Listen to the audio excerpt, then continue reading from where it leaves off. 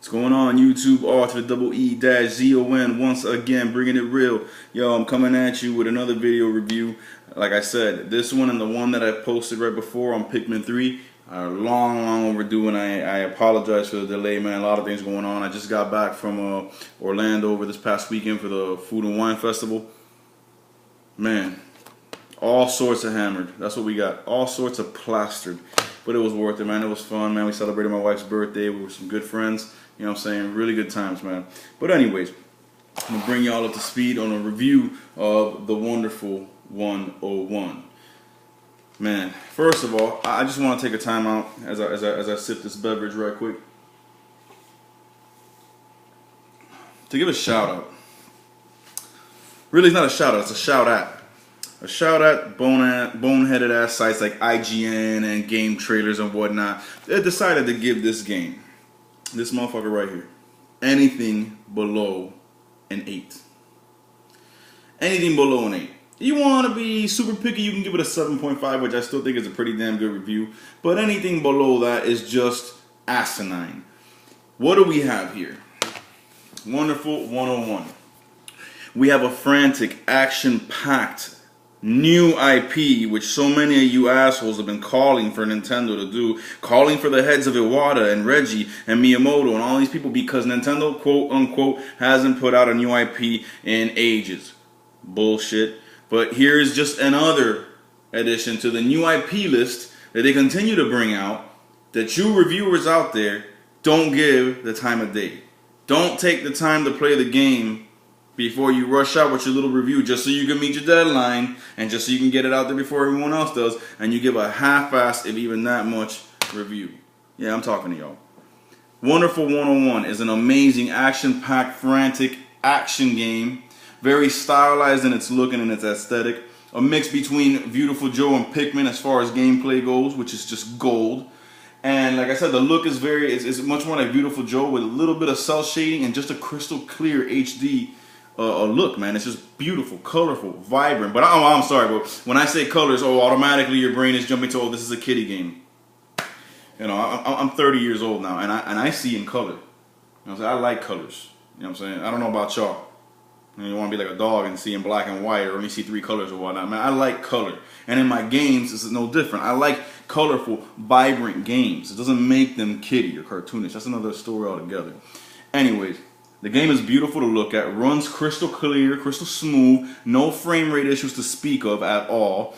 The gamepad is integrated wonderfully into this game, especially for the type of game that it is. You would expect this game to only have, or this kind of game I should say, to only have a map view on the gamepad screen or maybe a character selection, which it does do both of those. But it has a lot more integration, such as there are parts in the game where the game plays from a top-down perspective. Let me just go through this in order. First of all, the look of the game. It's like I said, it's beautiful to look at. It's very smooth, very clear, no hiccups in frame rate, no, for the most part, no clipping or anything of that nature. The game plays from a top-down perspective, not straight top-down, but more like at a diagonal, more like at an angle, looking from the top down on the world map. Beautiful levels, cityscapes, rooftops, volcanoes, everything, you name it, man. This game goes everywhere, underwater, underground, all over the place. And you control a squad of up to, and I shit you not when I say this, up to 100 characters at a time. How do you do this? Well, the game is centered around 1, 2, 3, 4, 5, 6, about 6 or 7. Yeah, it's 7 of them. The game is centered around 7 primary heroes, all with a color, kind of like the Power Rangers back in the day. You had Wonder Red, Wonder Blue, Wonder Yellow, Wonder Green, Wonder Pink, Wonder White, Wonder Black. Those are the main guys, the main dudes, the main cast of characters, if you will. Then there are, 93 other heroes throughout the world that make up this group called the Wonderful 100, the Wonderful 100. The reason the game is called the Wonderful 101 is because the 101st person, of course, is you, the gamer. Which I like. I love that whole gimmick. I mean, it really does. When you play the game, it really comes out to play like that. So basically, you control these 7, and you control one at a time as a leader of the squad. You can alternate leaders all you want. You can even control some other people who aren't main characters. Whatever's clever, whatever you want to do. But You control one of those main 7 while a group of a certain number follow you. Now that number can grow up to a total of 100, including the person you're controlling. They all move as a unit, they all move as one, and using the gamepad screen and drawing different shapes, you can form their bodies into different objects, be it weapons, be it bridges, be it extensions, be it ropes, whatever you need to get around and traverse the level. How they do this is they have a special power called Unite power. And this is what makes it capable for you to take 100 little minions or 100 little heroes and form them into a giant radioactive fist or a giant sword or a giant whip or whatever you desire.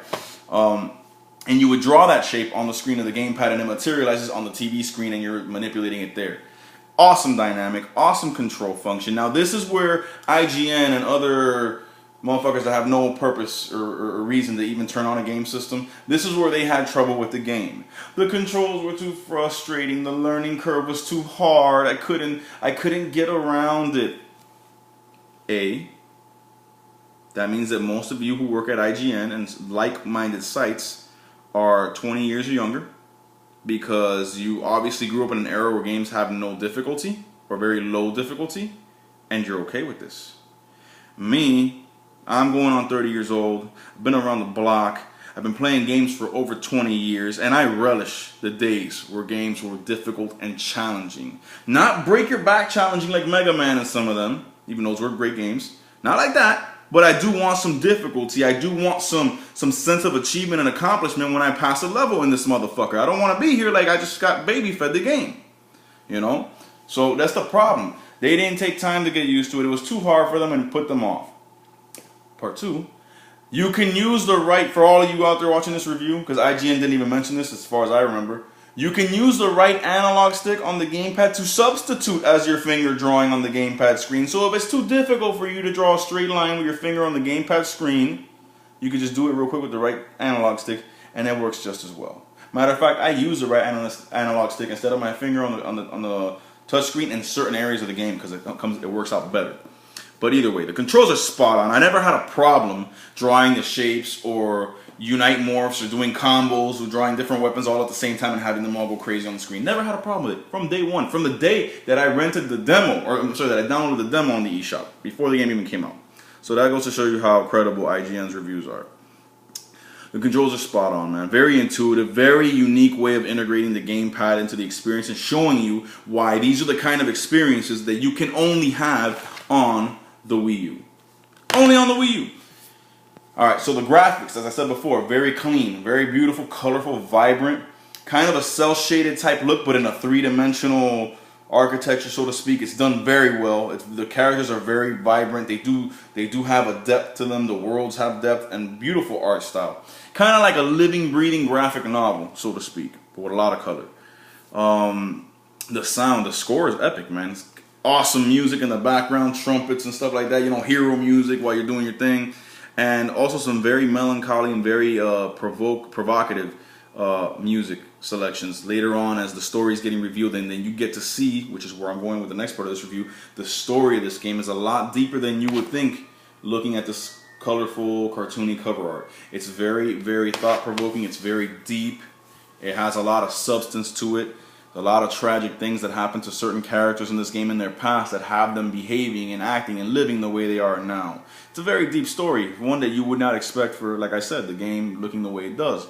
And while certain parts of the narrative are getting explained to you, this is something the game does very well. It will flesh out for you in flashback scenes, narratives of what happened to so-and-so back in the day, why are they like this, while you're having an ongoing boss battle or fighting off a horde of enemy aliens or whatever. Worked in very well with some epic music playing in the background. The presentation of this game is just gorgeous. There's nothing not to love about this.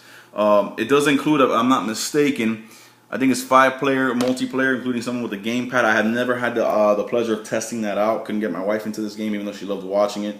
And, you know, as you all know, I'm a lone gamer, dude. I do my gaming on my lonesome. You know, I hop online every once in a while with games that I feel utilize online very well, like Monster Hunter or Mario Kart or something like that. But for the most part, man, I'm old school, man. I just want to get in my game, escape my world for the world on the screen, and have a blast doing it.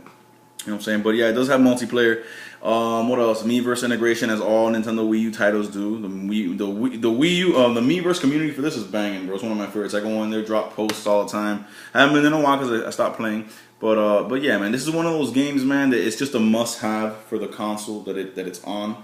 I'm so thrilled that it's an exclusive to Nintendo Wii U, because that means that only us Nintendo fans get to enjoy that sweet nectar. And man, nothing else to say. If you guys want me to give it a number rating, I would say easily a 9. For me, it's a 9 to a 9.5 out of 10. If you want to put a number on it. If you want just an honest to God review of it, I'm going to just tell you like this. Fucking awesome game. Definitely get it. If you're a Nintendo Wii U owner, I wouldn't even say check it out. I would say buy it.